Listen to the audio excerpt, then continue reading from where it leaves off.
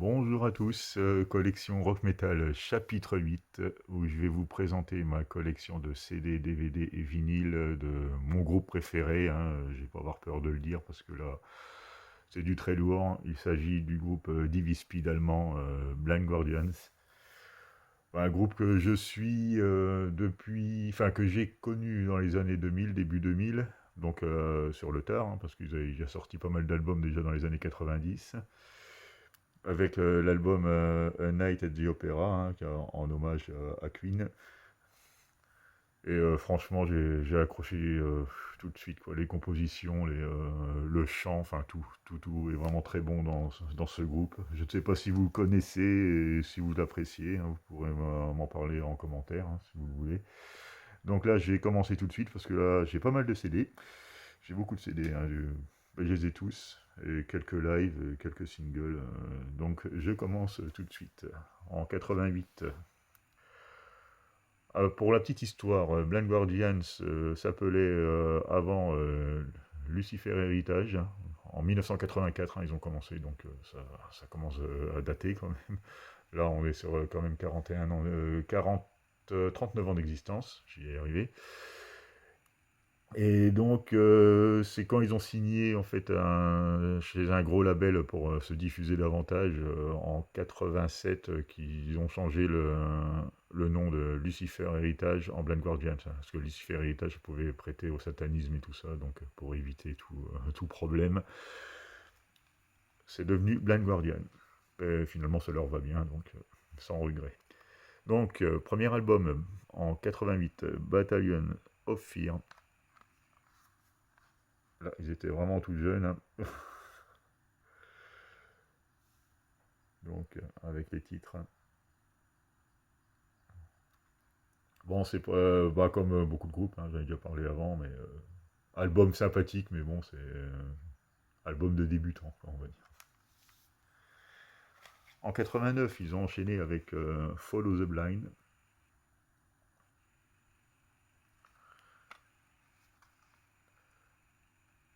Avec Banish from Sanctuary. Voilà. Oui, comment on pourrait dire ça, le classique, oui, bon, on va dire ça. Le classique va là. La reprise de Barbara Ann. Bon, ben voilà, hein, là, il commençait à s'affirmer. Et c'est vraiment au prochain album où là, ça va vraiment décoller, quoi. Donc, le suivant, c'est Tales from the Twilight World. Et là, au niveau même des pochettes, là, on tombe vraiment dans l'univers de Tolkien. Pas même déjà avant, hein, c'est toujours été plus ou moins le cas avec eux, hein. Ils s'inspirent énormément de cet univers-là, fantasy. Avec des titres comme Welcome to the Dying, Lord of the Ring, Lost in the Twilight Hall, The Last Candle. Bon, c'est ceux qui connaissent, hein, de toute façon, vous le diront, hein, c'est quand même assez exceptionnel, hein, comme groupe. Donc là, un live, Tokyo Tolls.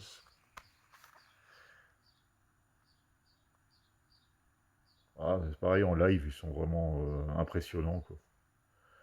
Et c'est souvent des lives 1 heure et demie, 2 heures, donc il se fait aussi parfois aider par le public quand il faut pousser un peu, parce que franchement, il met vraiment sa voix à contribution. Hans Ficker, je suis vraiment très balèze, hein, là-dessus. Ensuite est venu Somewhere Far Beyond, donc rien que le titre de l'album déjà est culte, avec des titres comme Time What Is Time, Journey Through the Dark, Edges to Edges, et le grand classique The Bard Song in the Forest, bon, qui est la première partie d'un long titre, hein, en fait. Parce que le deuxième, c'est The Bard Song The Hobbit, Somewhere Far Beyond, bien sûr. Voilà. Donc ça, c'est excellent album. De toute façon, après, vous risquez de l'entendre souvent, hein, excellent album, et ça, C'est un peu le fan, entre guillemets, qui parle. Là, du coup, je me suis retrouvé le single The Bar Song, In the Forest.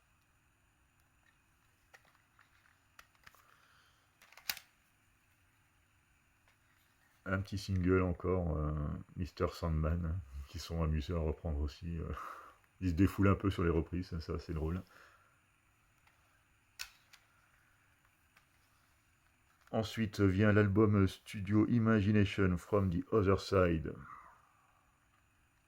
Encore un classique. Avec I'm Alive, Past and Future Secret, The Script for My Requiem, Mordred Song. Enfin, tout est bon. Bright Eyes, Another Holy War, and the Story End. Tout l'album s'écoute du début à la fin, comme souvent avec eux. Et peu de groupes en fait peuvent se vanter de faire des albums de cette qualité.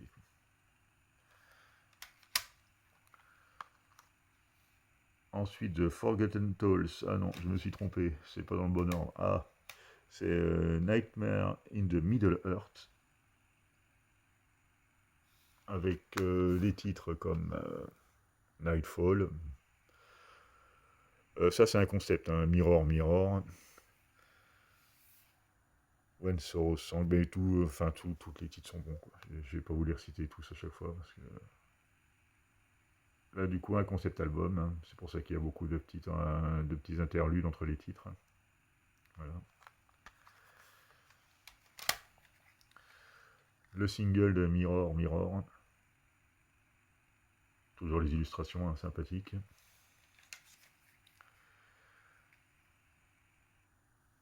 Ensuite, là, c'est le single de l'album suivant. Bon, le single de 14 minutes, de plus de 14 minutes, hein, And There Were... alors, je la refais. And Then There Was Silence. C'est vraiment une masterclass ce titre. C'est 14 minutes, on ne les sent pas passer. Je l'ai donc en single. Et je me suis aussi trouvé le picture vinyle, qui est juste magnifique. Voilà. Et ce titre est issu de l'album A Night at the Opera. Album avec lequel j'ai découvert le groupe. C'était pas le plus accessible niveau écoute, mais franchement, j'ai accroché tout de suite, quoi. Avec Precious Jerusalem, Battlefield, Under the Eyes, The Maiden and the Minstrel Night. Et bien sûr, And Then There Was Silence. Excellent album. Ils l'ont réorchestré, réédité assez récemment, en 2018. Donc c'est assez récent, vu que l'album d'origine est 2000. Ouais, 2002.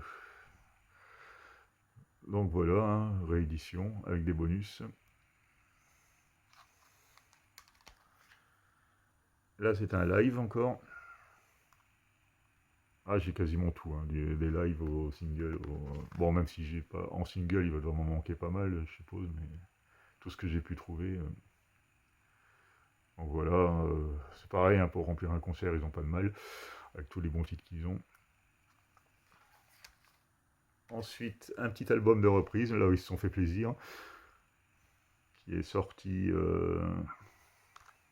pour le coup en 2004. Hein, c'était un peu, j'ai complètement mis en désordre, hein, les albums, hein, je sais pas ce que j'ai foutu. Mais bon, là vous avez des extraits live et pas mal de reprises, quoi.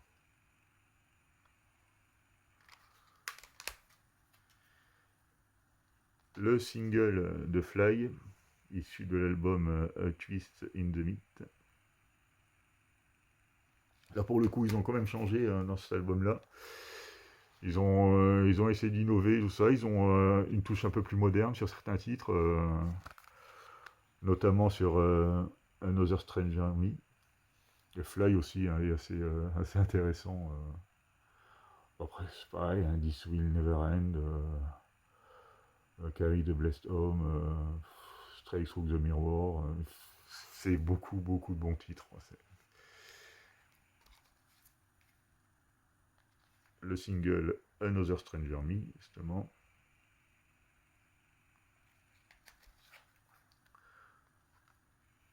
Le single A Voice in the Dark, tiré de l'album At the Edge of Time.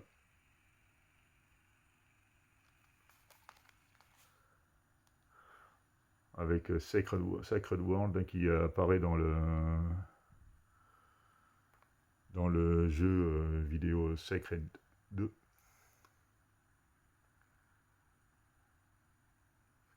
Bon là, j'ai évité de trop parler parce que je vais revenir toujours sur les mêmes superlatifs. Ouais, je ne suis pas très objectif sur ce coup-là. Donc je vous présente juste les albums. Voilà. Ensuite, Memories of Time to Come. Il me semble que c'est un best-of. C'est pareil, les illustrations géniales. Encore un beau digipack là avec 3 CD qui reprend un peu la longue carrière du groupe. Bon, c'est pareil pour retrouver, pour faire une sélection parmi tous les bons titres qu'ils ont sortis, ça doit pas être évident.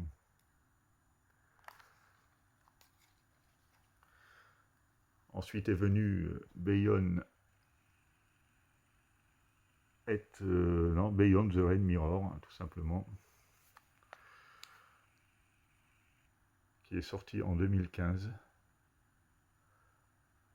Là, c'est toujours des albums de 50 minutes à 1 heure. Alors, c'est moi, quand on achète un album, on sait que on n'achète pas pour rien, quoi. C'est pas pour les groupes qui sortent des albums d'une demi-heure tous les 3 ans. Eux, ils sont assez longs pour les sortir, tous les 4-5 ans en général, les albums. Mais bon, quand on voit le travail qu'il y a dessus, là, encore un live, Live Beyond the Sphere.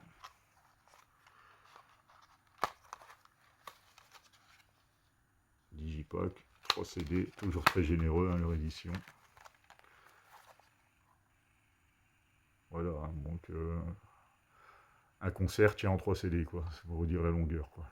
Quand ils sont sur scène, ils font pas semblant. Et les titres font pas 2 minutes. Ensuite vient le projet classique qu'ils ont fait. Alors c'est un album assez particulier car il n'a pas de guitare, il y a très peu de batterie. Et c'est en fait des titres qui ont été repris ou des titres inédits avec un orchestre philharmonique. Bon, le genre s'y prête bien, et c'est un projet qu'ils avaient à cœur depuis de nombreuses années, puis là qu'ils ont fini par concrétiser, quoi. Or, bien sûr, on n'a pas la pêche et tout ça des autres albums, et c'est très intéressant à écouter parce que le côté composition est toujours là, quoi. Donc ça, c'est Legacy in the Darkland. Of the Darkland. Voilà, il faut toujours que je me plante dans les titres, c'est merveilleux. Et ensuite vient le dernier album en date.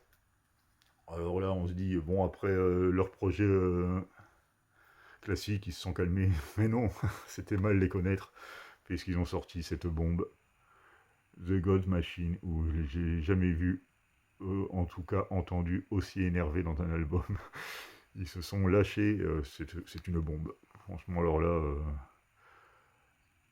niveau rapidité d'exécution, le chant il se déchire, enfin tout est excellent. Donc c'est pas encore avec cet album-là qu'ils m'auront déçu. Donc vivement le prochain, parce que là, franchement, je ne sais que dire de plus. Bon, cet album est tellement bon que je me suis pris le vinyle, du coup, le Picture vinyle.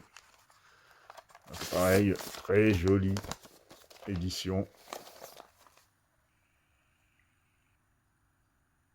Avec une sérigraphie différente sur chaque face. Hop. Il y a double album, bien sûr. Parce qu'en général, une face de vinyle, c'est un quart d'heure, 20 minutes maximum. Donc, un seul, c'est pas assez. Sérigraphie magnifique. Pour un album magnifique. Donc voilà. Vraiment très chouette. Et pour clôturer cette série Blind Guardians, qui, je le répète, et sans doute mon groupe préféré. Voici le seul DVD live qu'ils ont sorti. Ça, c'est dommage, hein, parce que bon, j'ai eu la chance de les voir une fois quand même à Paris, en concert. C'était à Élysée-Montmartre, mais bon, ils ont eu un problème technique, pas de bol. La seule fois où j'y allais. Ils ont eu un manque de retour au début du concert. Bon, après, ils se sont bien rattrapés, mais bon, c'est très impressionnant, quoi, à voir, quoi. Avec une aisance sur scène. Ah voilà, et ça c'est très bon concert, hein, si vous ne l'avez pas vu. Et toujours dans leur délire Tolkien. Et voilà, pour le groupe Blind Guardians. Alors je ne sais pas si vous partagez la même passion que moi pour ce groupe, mais si c'est le cas, ou même si c'est pas le cas, si vous aimez pas, ben, vous pouvez me montrer en commentaire. Et je vous remercie de m'avoir regardé. À très bientôt.